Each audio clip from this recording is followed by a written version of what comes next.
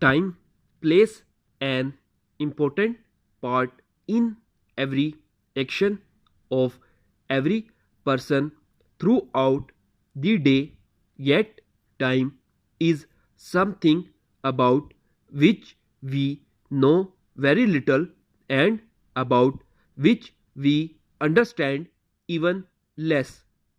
If in our desire to understand a little better the real meaning of time, we read a modern book on the subject.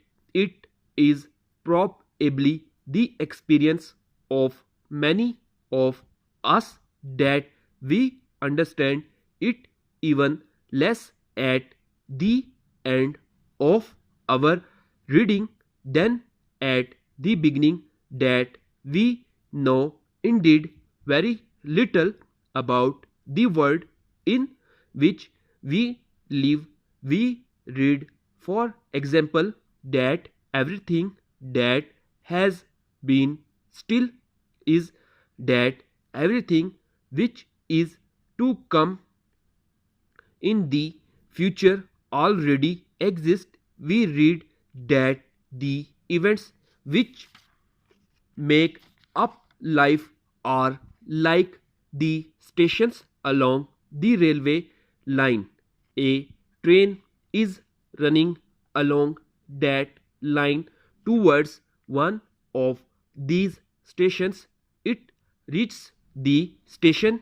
It perhaps waits there for a very little while, and then it passes on, leaving the station behind it. But the station existed before the train reached it, and it continues to exist after the train has left it.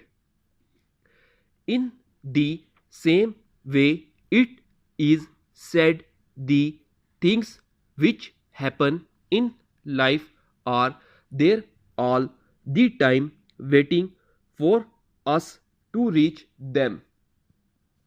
We reach them and experience them and pass on, leaving them behind us. According to the writers of these modern books, these events existed before we knew of them and will continue to exist when we ourselves are no more. They will exist, in fact, for us long as anything as we understand it exists. We read these statements and think carefully about them, and at first it seems that this statement cannot be true, that we cannot seriously be expected to believe them. Then perhaps we remember some of the things we were told as children and which we have always believed to be true. As children, we learn that many of the little points of light which appeared above us at night are really great bodies which are millions of miles away from the earth. Light, we were told, move at the rate of about 186,000 miles a second. But so far distant are these bodies from us that the light which we see coming from them is the light which left them thousands, and in some cases millions of years ago.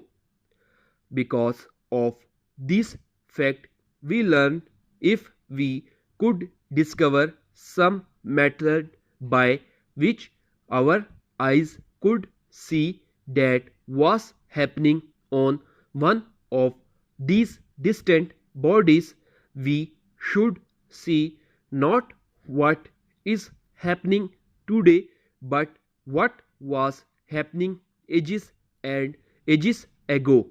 If people something like ourselves lived on those little points of light, and if they could see what was happening on our earth, they looking at us today would see not what is happening now, but what happened thousands or millions of years ago.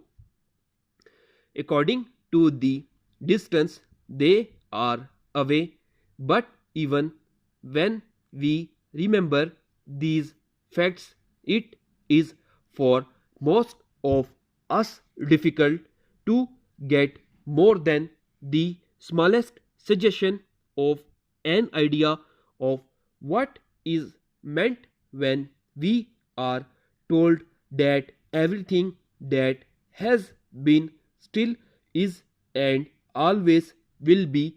It is difficult to believe that there will always be somewhere the picture of you as you sit reading these words.